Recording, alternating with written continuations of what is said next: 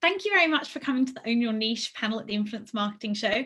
We have 4 brilliant creators today, and I'm so excited to talk to all of you. And you've all got very, very different channels and made a career out of YouTube and content creation in a very different way.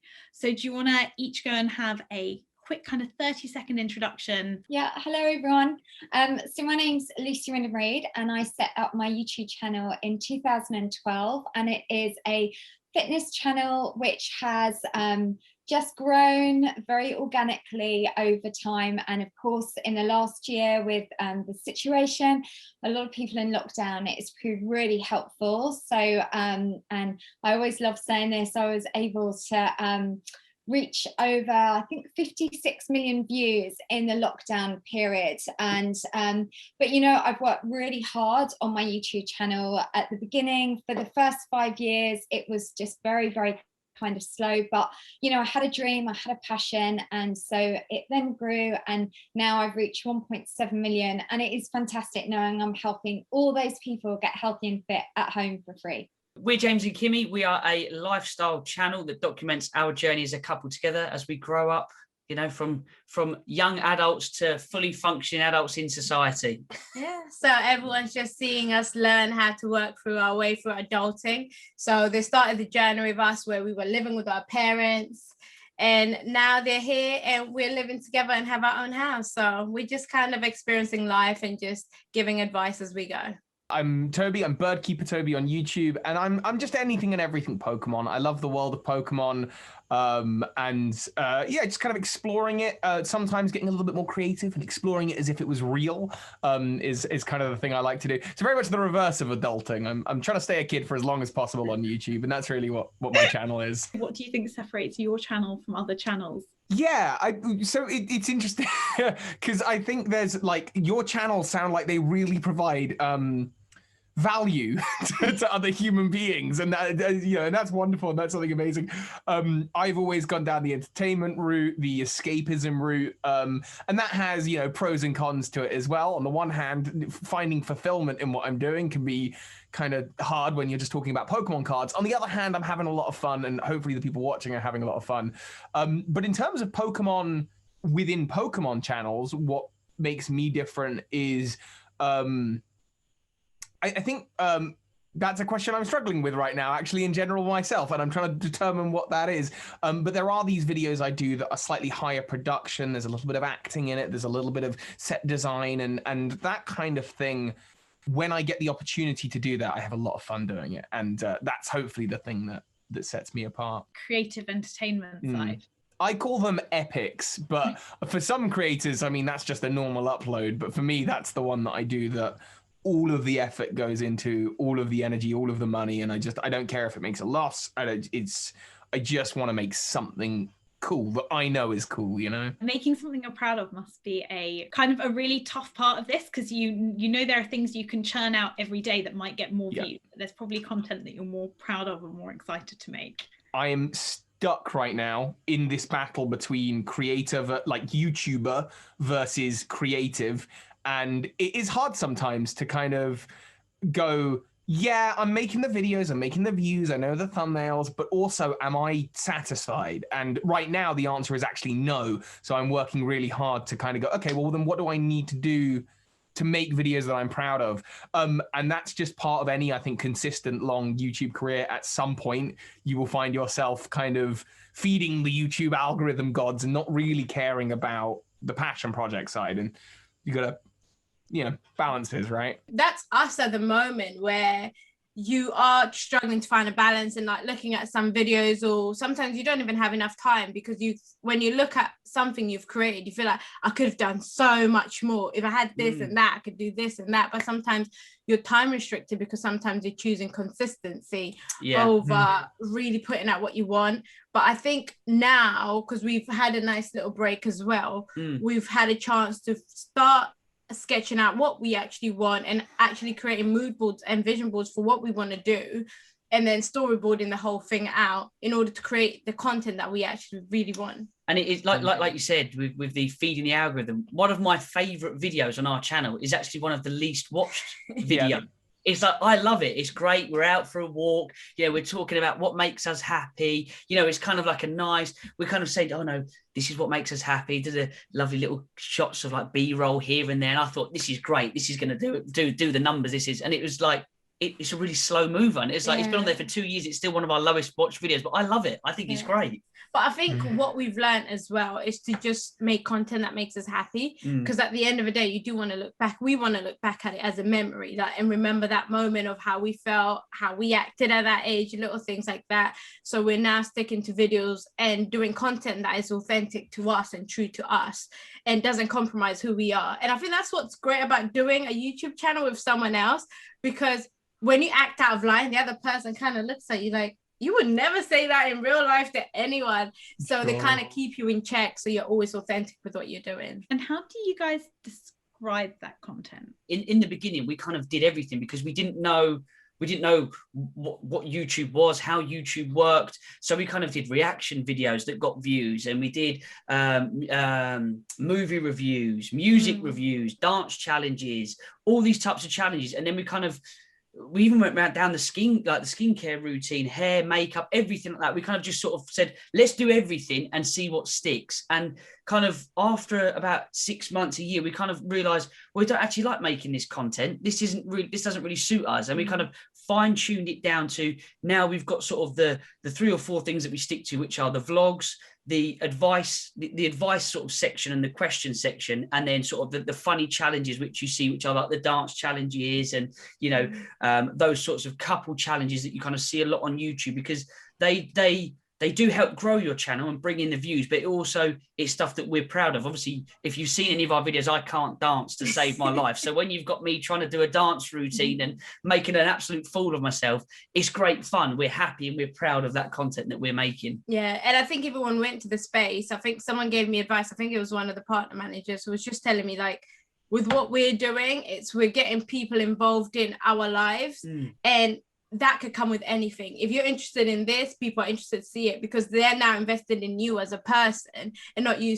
doing a certain thing. So they just want to see all the different elements of your life. And because I used to be a dancer, we kind of tried to incorporate that into that just so they could see a bit of my personality.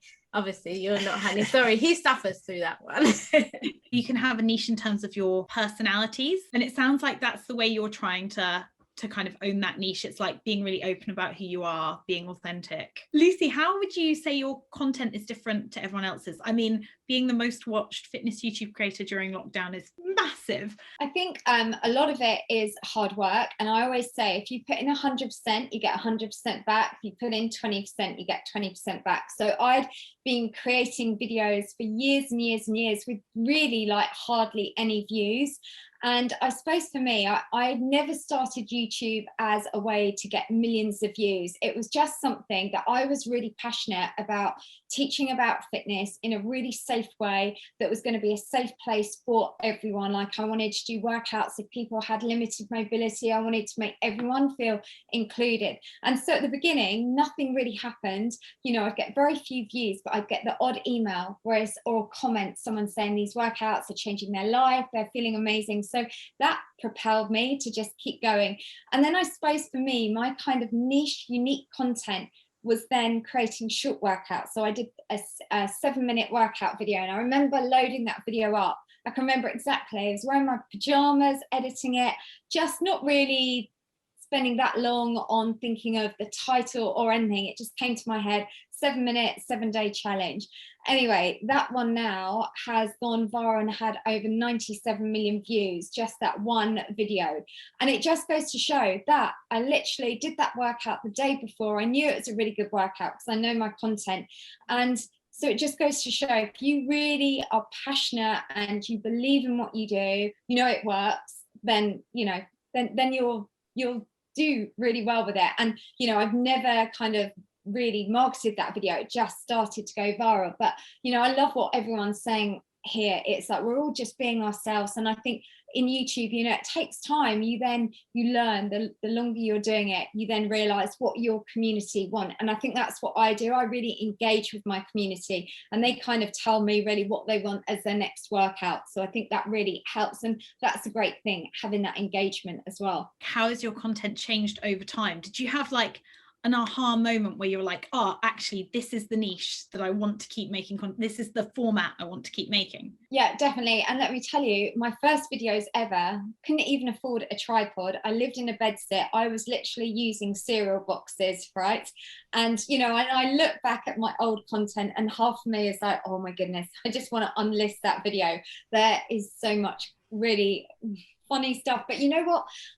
Then I also think people love to see a journey. People love to see actually at the beginning and how you can progress, and how YouTube community has been really good. It's taught me so much on, you know, on just general tips, and it's all about learning. And you know, more than anything, people love real life. People want to not see a polished production. They want to know that you're real. And I think so that's, you know, definitely my videos have changed over the years, but with lockdown I couldn't use my normal studio, so I kind of just use this setup. But now, not cereal boxes, now I actually have got a tripod. It's easier. You've actually all kind of brought this up, this like done is better than perfect. That sometimes getting content out there is the most important thing you can do. I mean, so Toby, you were talking about how you'd done a huge host of different types of videos, a lot of vlogging. What was your aha, I can do just Pokemon videos moment? I mean, really it was because I was into vlogging back in the kind of 2012 to 13 days, and I was watching other people vlog and I thought, great, this is something I could do. And what I realized is, oh, but they're already big and no one's searching British boy with hair talks about random topic of the day. Like, no one's looking for that. And I was watching my best friend play his favorite video game. He was streaming it. I thought, oh man, if only I could make videos about my favorite video game. Oh, I could make videos about my favorite video. And that level of that aha, that moment was, oh, well, I can talk about that stuff forever. Oh, I already watch some videos like that. But what I found is that no one else in the Pokemon sphere, they were more like, at the time, there weren't Pokemon personalities. There were people talking about Pokemon over gameplay, over kind of image slideshow style presentations. And there was, in my mind, this huge gap in the market for someone who was on camera being a vlogger, but talking about Pokemon and the various Pokemon topics. And I thought that was great because people were already searching it. Like Pokemon was already hugely famous. So people would be searching that and then hopefully they'd find me and then hopefully they'd stay for me. There was a point where about 6 months in, I found another creator who did very similar style content, who had been going for actually a lot longer than me, who I just didn't know about. And I kind of went, oh no, I'm no longer this is the thing. But, you know, we've managed to diverge and have different styles of content. And so that's always been fine. And yeah, over time, it's weird because when it started, it wasn't a job. I did go into it thinking, if I do this really, really well, maybe I could do this because I'd been doing YouTube for a few years beforehand. Maybe I could make it a job. We'll just keep pushing. But there's a huge amount of creative freedom in that first year where you can just try anything, do anything. And over time, especially with a franchise, there's okay, they've got a trailer, they've got a release in the year. There's this ebb and flow to the way the whole yearly cycle goes and what kinds of videos I want to be making at certain times, which learning that has kind of been a skill. It's meant that it's not creative freedom 24/7, but there are opportunities, there are little windows in the year where I can go, okay, don't focus on the new thing, just make whatever. And yeah, it's just been learning that, I think. That's been learning YouTube. That's how it's changed. Yeah. Also learning that like there being someone else who does this, who is in this niche, doesn't mean you can't do it. Yeah, it actually definitely means there's probably more of a space for it. Yeah, and I mean, ultimately, all that happens is that we share a lot of audience members, and that, you know, in the early days we collaborated, and it was great because you know, he was much bigger than me and still is, and I'd get, you know, people would come over from his channel and go, oh, you're just like this guy, except you're the British version. I was like, great, I'll take that. You know, beautiful. James, Kimmy, you were talking about having loads of formats and then cutting it down to your kind of top 3. Was there an aha moment where you're like, we're trying loads of things? It kind of goes back to how we felt. You know, we kind of realized we don't we don't want to be making that type of content anymore, because for example, our most viewed one is to do with hair, Kimmy's hair video. So when we went down the hair route, the hair and beauty stuff, we could have carried on going down that route and pulling in the views and this, but we just thought that's not the content that we want to make going forward. How do we see ourselves as a couple, and how do we see our channel moving forward? And it's kind of like you said, finding the niche in what we do is what we found. We said, we like to make vlogs, let's make vlogs. We have such great fun when we're doing the challenges and having a laugh, and those, you see the real excitement for those. You said, right, let's stick with those. And then the advice and the question side of things, we love chatting to our community and giving advice of it might not be the best advice. It might be, someone might say, oh, what do they know? They're just a bunch of kids. But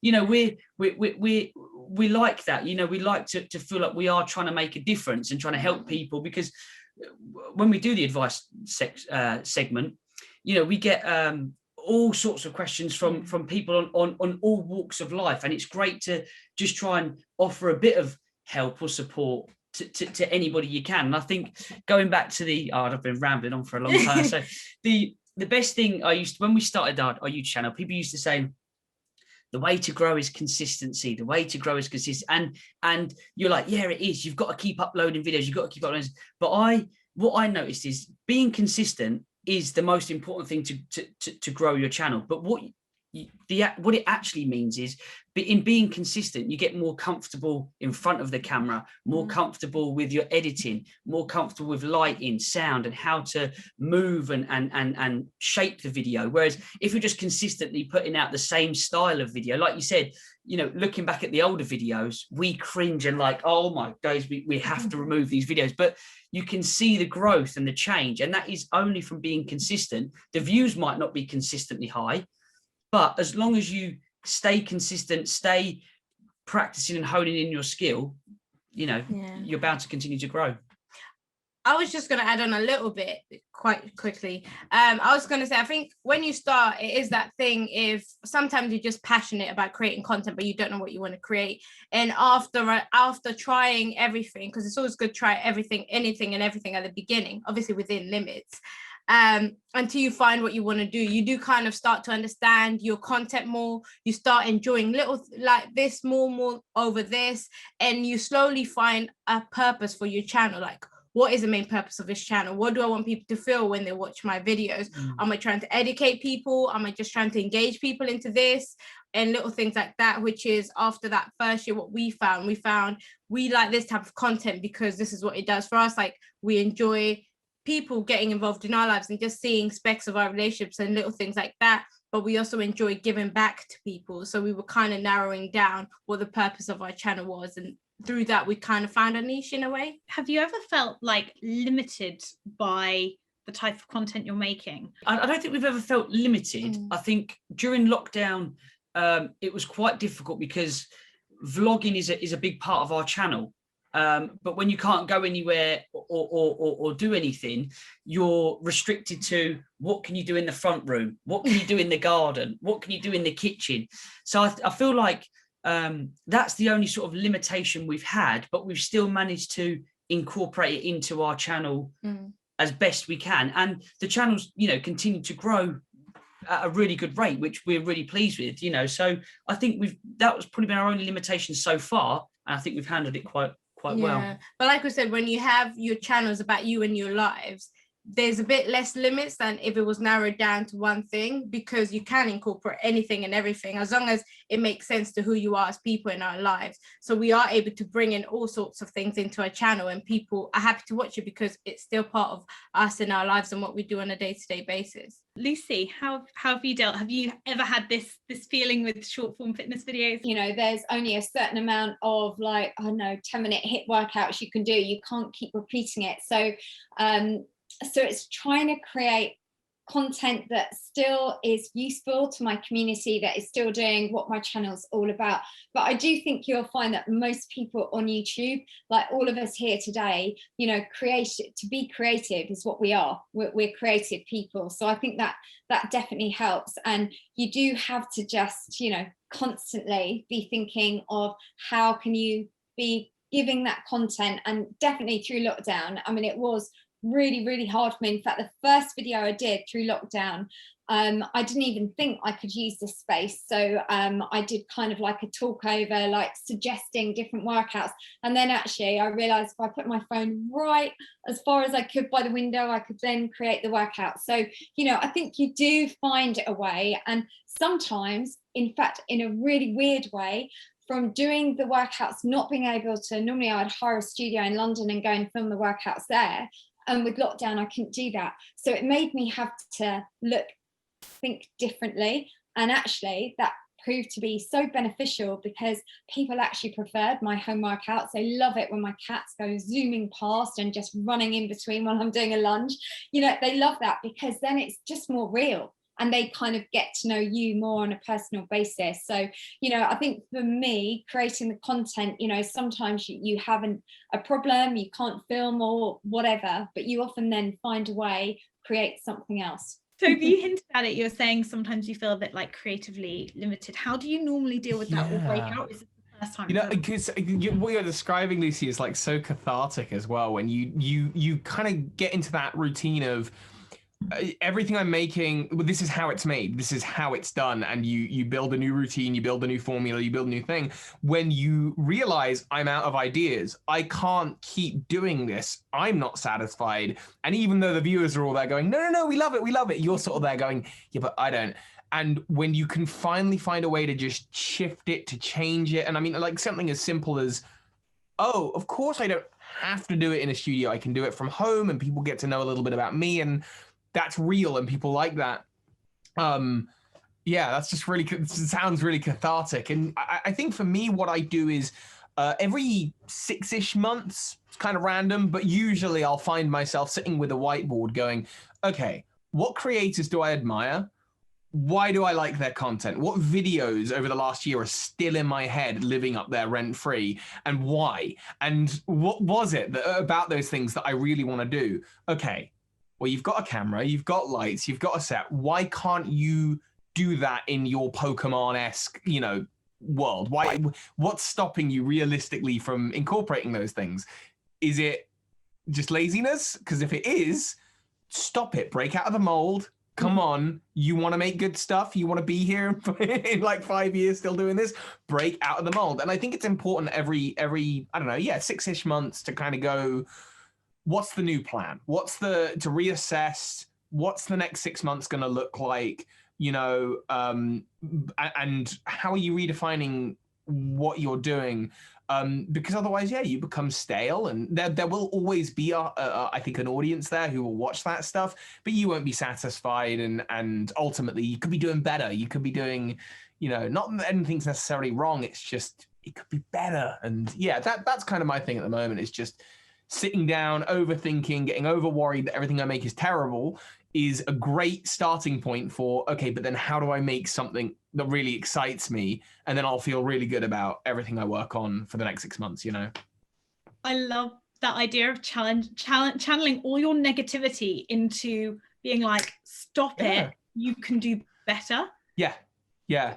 And the thing is, because there are breakout videos that I've done in the past where I look back and I go, that was really stellar what you did there. And I just objectively know that one was good.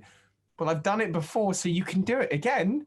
And, you know, the real challenge for me has been with a lot of those videos, I did them at the YouTube space when there were sets available. I don't have a set available here in the same kind of way. And so the creative challenge is, okay, how do I still convey that same feeling of this is a big video, just doing it here? It must be possible because I watch creators who I admire who make stuff out of their bedroom. So just find out what that is. And just watching other creators is a really good way to reinvigorate passion and kind of, all right, give it another go. What advice, the one key bit of advice you would give someone who is trying to start a channel now? First thought is don't. No, it's so much stress, but it's fun as well. And I mean, that's it. You've got to. if you're going to navigate this kind of minefield of content and, you know, algorithms and collaborations and thumbnails and editing and lights and camera and stuff, you're going to do it. You've got to find something that you're going to have fun with. I knew when going down this road that Pokemon was a winner for me because I enjoy everything about it. And I always have done. There's, you know, a nostalgic childlike wonder about it for me. I actually weirdly don't play the games on the channel because that's my escape from work. And so there's still a level of, this is my passion, but I've got to have part of it is work, part of it is play. But that's, yeah, pretty much that. Just make sure you've, at the core of it, there's something you enjoy. Because otherwise it's just going to be stress. You're just going to be chasing numbers. You're not going to be happy. It's going to come across on camera and you won't get very far, I think. It's all about hard work, but if you put in the hard work, you can definitely get results. And actually just echoing there what was just said, do something you're passionate about. I think that's what's, you know, in life is about just embracing it. We want to enjoy it. And as a content creator, if you're doing something that you're passionate about, it's so much easier. And one thing I always say with everything in life, knowledge is power. That to me is just, I love that quote, because, you know, when you can learn about lighting, editing, everything, then you can run this business on your own. It's like, you know, I do everything on my own. And like what you're saying, it is exhausting because you have to edit, you have to kind of, you know the content you're going to create, film it, lighting, hair, makeup, clothes, oh my goodness, marketing. It is exhausting, but oh my goodness, it is so rewarding. And for me, years and years ago, before YouTube happened, I was doing stuff in the media. So I do odd little bits in TV and magazines, but I had no power over that. And, you know, it was just kind of, I knew what I wanted to put out, but I was relying on TV channels, magazines, publishers. Whereas now I can do it all on my own. If I've got an idea, I can bring it to life. I've got the power to kind of execute, create that content. And that's, you know, that is such a gift. So I would say to anyone, you know, if they've got a passion, a niche, if they love entertaining, you know, whatever it is, if you want to do it, learn. Knowledge is power, and put in 100% and it will be great, definitely. But it is hard work, but worth it. I think exactly the same thing as what's been said. Like it is hard work, but as long as you enjoy it and you're not doing it for the numbers and you're not thinking, I'm doing this so I can become famous and I can go into these things. If you do it because you genuinely enjoy it, you'll make content that you're happy with, and you'll be excited to put in the hard work to put those videos out. Because when you're doing a video, you're not fully 100% behind. You see it in the video with the editing, you know, that, oh, let's just quickly get this out and push this video. Whereas, like I said, my favorite video that didn't do the numbers, I loved every minute of editing it. I was editing it. I was ready to go. I was like, can we put it out tonight? No, let's wait for the day. Can we put it out tonight? No, let's wait for Sunday. You know, so as long as you've got, like everybody said, you're passionate about something and you're doing it because you genuinely love it, all of the hard work and everything that comes with it, you'll find a doddle. Yeah, and if you're not passionate about it, eventually you're going to burn out. You're going to exhaust yourself because you're not seeing the numbers, because that's what you were chasing in the first place. And I think I would encourage people to start, because eventually, if you just start, like we said, try anything and everything and see what works for you. Eventually, you will land on what you actually want to do and something you're passionate on. And just keep going, keep it consistent. I know everyone screams consistency, but keep it consistent and don't be discouraged by all the other creators doing something similar to what you want to do, because at the end of the day, we all have different life experiences and there's always a new perspective you can provide to the viewers. And people are happy to subscribe to multiple channels. It's not like they're only going to subscribe to Toby's channel. Yeah. They're going to subscribe to multiple channels. Everyone has different interests.